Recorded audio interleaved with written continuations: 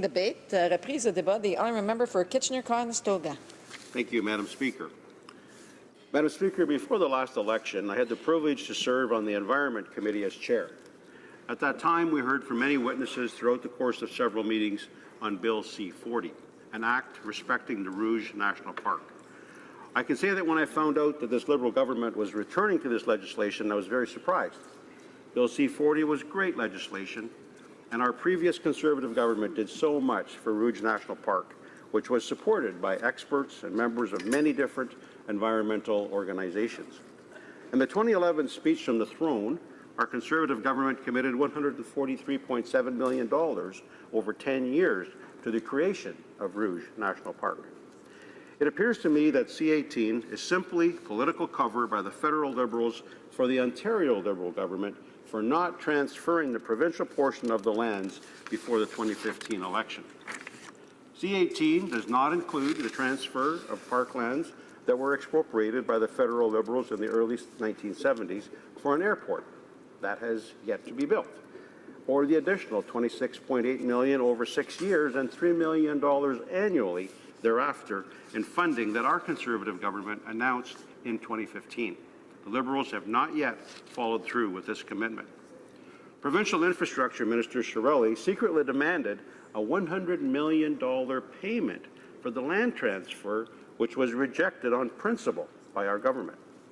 Following this, Provincial Minister Duguid wrote a letter as political cover stating that Ontario government would not transfer lands until Rouge National Urban Park was amended to ensure that the first priority of park management was ecological integrity. Parks Canada disagreed with ecological integrity designation as it is unrealistic for an urban park. The true environmentalist definition of ecological integrity would include letting forests burn, letting floods run their course, and wildlife survival without human intervention.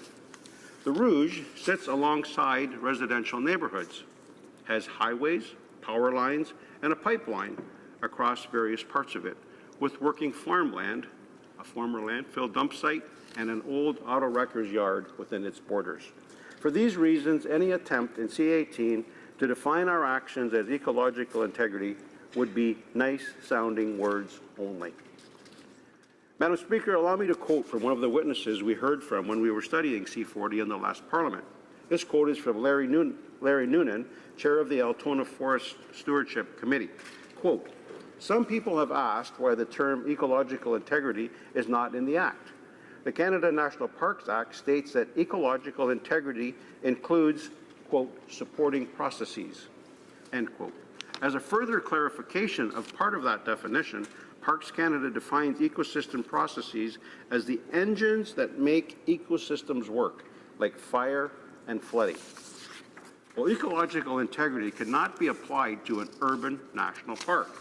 We simply cannot allow fires and flooding in the Toronto, Markham, and Pickering urban environment. The Rouge National Urban Park Act cannot have this term included, or there would have to be a list of exceptions to the definition which could serve to lessen its impact in the Canada National Parks Act. Instead, Bill C-40 refers to the maintenance of its native wildlife and of the health of those ecosystems. The Rouge National Urban Park and the management plan lay out strategies for attaining the highest possible level of health for the park's ecosystems. Furthermore, Madam Speaker, setting ecological integrity as the first priority of park management would be an opening to the interference or even the removal of farmers from the park.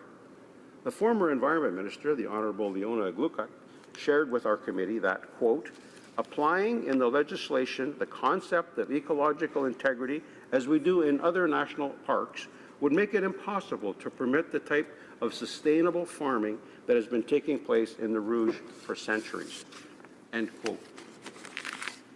Speaking more about farmers, Alan Laturel, the former Parks Canada CEO for 13 years, also shared with our committee that, quote, "In the Rouge National Urban Park, a significant component is the land that we've agreed on, and we are working productively with the farmers. That, for example, would not be able to achieve the ecological integrity objective within that context. End of quote. Madam Speaker, it would be a shame if we, through C-18, end the rich history of sustainable farming in Rouge Park. Another witness we heard from in our committee meeting was Mr. Jay Reeser, a farmer in the GTA who farms within the Rouge area. Let me quote part of his testimony. Quote, "The creation of the Rouge National Urban Park is something very important to me, as my wife and I have lived and worked in the federal portion of the land designated to become park since 1985. In fact, my Reeser family has lived and farmed in the current park since 1804, when they emigrated from Pennsylvania in search of good farmland and good government and settled in the Rouge area." He goes on to say, quote, "Productive food-producing land is a valuable natural resource, just as a Carolinian forest or wetland is a natural, valuable resource. The original founders of the former Rouge Park had a vision for a property, a park, that protected nature and gave no real protection or encouragement to food-producing land. But they ran into obstacles. Unable to fulfill the dream for various reasons, they came to Parks Canada as the next logical step to help them implement their vision. Well, I am very pleased that our park system, in their draft management plan, has shown their intention and commitment to sustainable food production in this exciting new type of park. If the federal park system doesn't intentionally protect natural resource of productive food-producing land, who will?" End of quote. Madam Speaker, the agricultural community and our farmers are some of the best environmentalists. Let me quote a few more witnesses from our committee who spoke about farming and agriculture in the Rouge. Mr. Alan Wells, Chair of the Rouge Park Alliance. Quote, "Parks Canada has continued to recognize agriculture as an important part of the park. The work has gained the confidence of the farming community, both in the park and through regional farm organizations. Parks Canada has proposed plans that reflect the need to improve the trail system in the park. Draft trail plans included in the draft management plan build on the planning work recently done by the Rouge Park Alliance.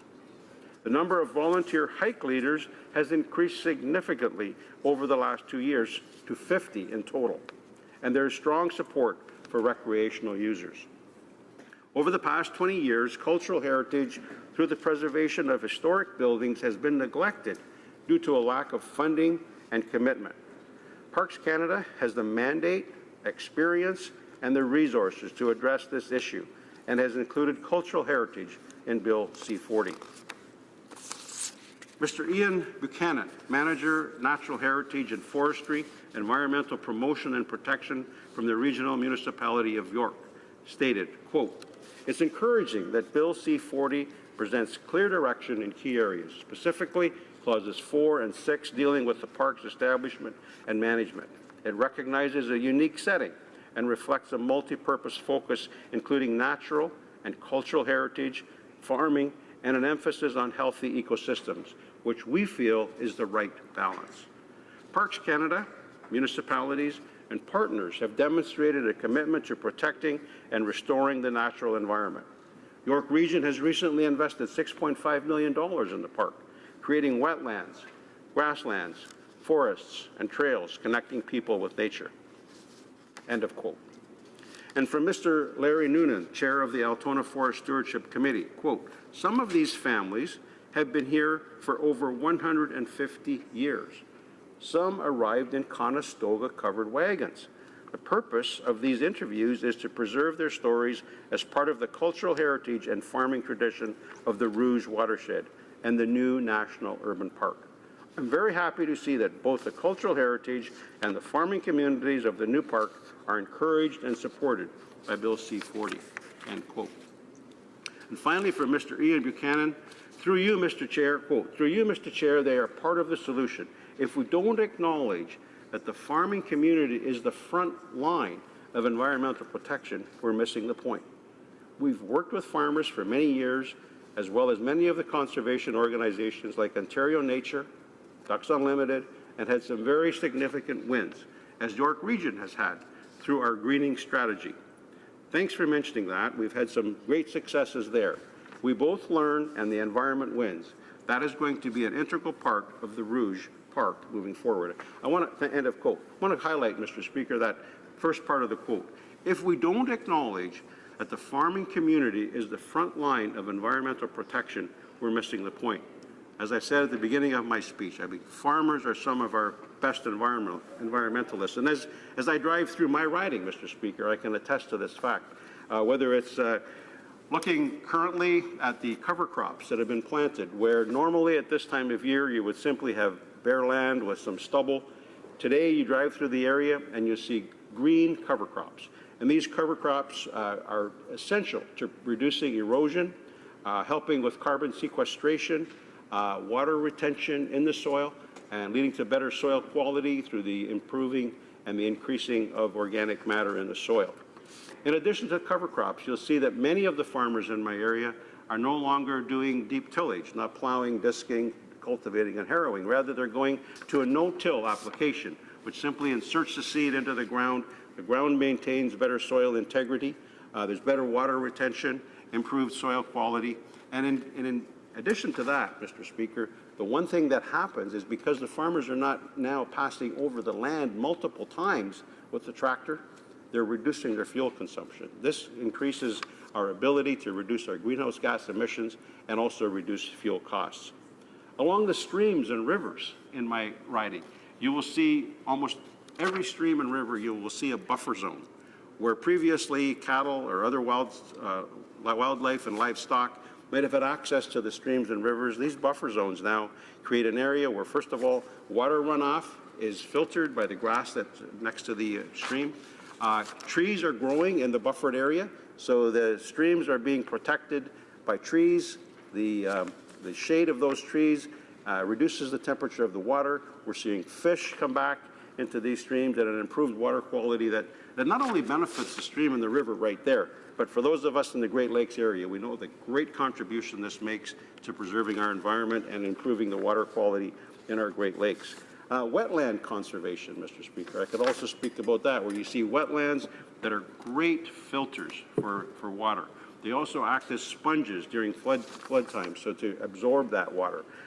Carbon sequestration, a big part of not only preserving the wetlands, but in many cases restoring wetlands that had been previously drained and are in crop production, but now being returned to wetland production.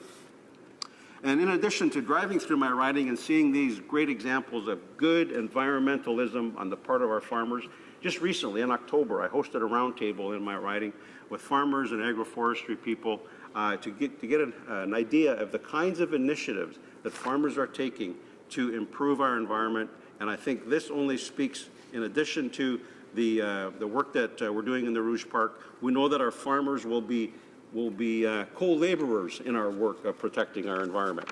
And if I have time, Mr. Speaker, at the end of my comments, I'd like to read a few comments from that roundtable. Mr. Speaker, I'd like to inform Canadians now as to what Bill C-40, the previous rendition of the Rouge Park Act, what it actually included. Because I think when you listen to some of the things that were included in the Bill C-40, Rouge National Park Act, Canadians will understand the great work that was done in producing this act, which will protect the Rouge National Park.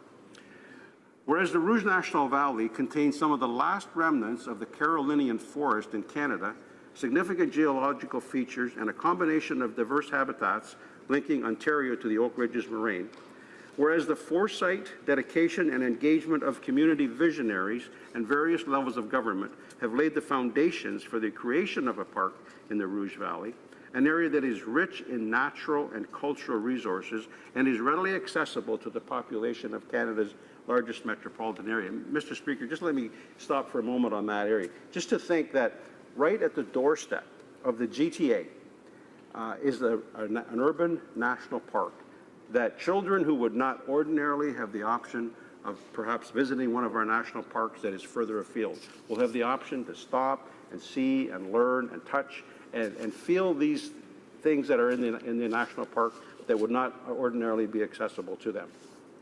It goes on, whereas there is a unique opportunity to connect Canadians with the natural and cultural heritage of the Rouge Valley and with history of its early Aboriginal inhabitants and others who shaped its landscape. And whereas Parliament wishes to protect natural ecosystems and maintain natural wildlife in the Rouge Valley, to provide meaningful opportunities for Canadians to experience and enjoy the diverse landscapes of the Rouge Valley, to engage local communities and businesses, Aboriginal organizations as youth, as well as other Canadians to become stewards and ambassadors of the park. We cannot overstate that part, Mr. Speaker. To see the cooperation that we've been able to achieve with the Aboriginal organizations, the youth, the local communities, businesses, to become stewards and ambassadors of the park. Not just using the park, Mr. Speaker, but actually being able to promote the use of this park, to promote the preservation of this park. And then it goes on to provide a wide range of recreational, interpretive, volunteer, and learning activities to attract a diverse urban population to the park.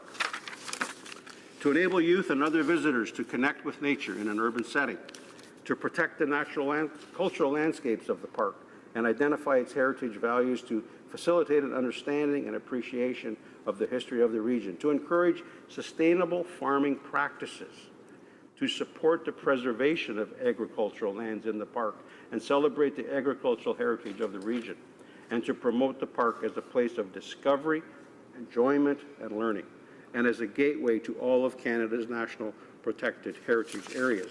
And then it goes on in the park established, Section 4, Rouge National Urban Park, which is described in the schedule, is established for the purposes of protecting and presenting for current and future generations the natural and cultural heritage of the park and its diverse landscapes, promoting a vibrant farming community and encouraging Canadians to discover and connect with their national protected heritage areas. So, Mr. Speaker, I think you will see through many of the examples that I've read from many of the witnesses that appeared before our committee. I could go on and read from my report on the roundtable that we conducted. I think my time is not going to allow me to do that. But I just want to point out that having read from C-40, the bill that our Conservative government enacted, and I had the privilege of sitting on the Environment Committee as chair, listening to these witnesses, seeing the hard work that was done, including the work that was done by the former Parks Canada CEO, Alan Lattrell, and his clear recommendation not to include ecological integrity within the bill. These are solid principles on which the Rouge Park was established. The current protections provided to Rouge National Urban Park far exceed the protections provided by the province of Ontario, specifically in prohibiting mining, logging, hunting, and in application of the Species at Risk Act and year-round dedicated enforcement officers. The Liberals are continuing to play games with the park, which is why C-18 is nothing more than an assortment of unrelated items with the intention of appeasing Kathleen Wynne and the Ontario Liberals and providing political cover for their pre-election political attack that used Rouge National Urban Park as a political bargaining chip. Ecological integrity as a primary guiding principle for the park is an unrealistic measure for an urban park, which was established to introduce Canadians to nature, local culture, and agriculture, a first of its kind in Canada. In closing, Mr. Speaker, the Conservative Party stands proud in the creation of Rouge National Park, described the best by Alan Lattrell as, quote, presenting a unique opportunity to connect residents of the GTA to nature while demonstrating global conservation leadership under the International Union for the Conservation of Nature's Urban Protected Areas program and showing respect to First Nations and farmers that have cared for this land for countless generations, connecting residents of the GTA to the future. It's a beautiful, breathtaking park, a sight to behold, and I hope all the members of this House will have the opportunity to visit it. While we will be supporting this legislation to go on to committee, we hope the Liberal government will listen to stakeholders such as Wayne Emerson, Chairman and CEO of York Region, Glenn DeBermacher, Deputy Mayor of City of Toronto, mayors from Markham, Richmond Hill, and Pickering, the York Region Federation of Agriculture, and individual farmers like Jay Reeser, and the Toronto Zoo and others. As they look at this bill, I'm hoping, Mr. Speaker, that they will amend C-18 by removing the ecological integrity portion of this legislation. Thank you, Mr. Speaker.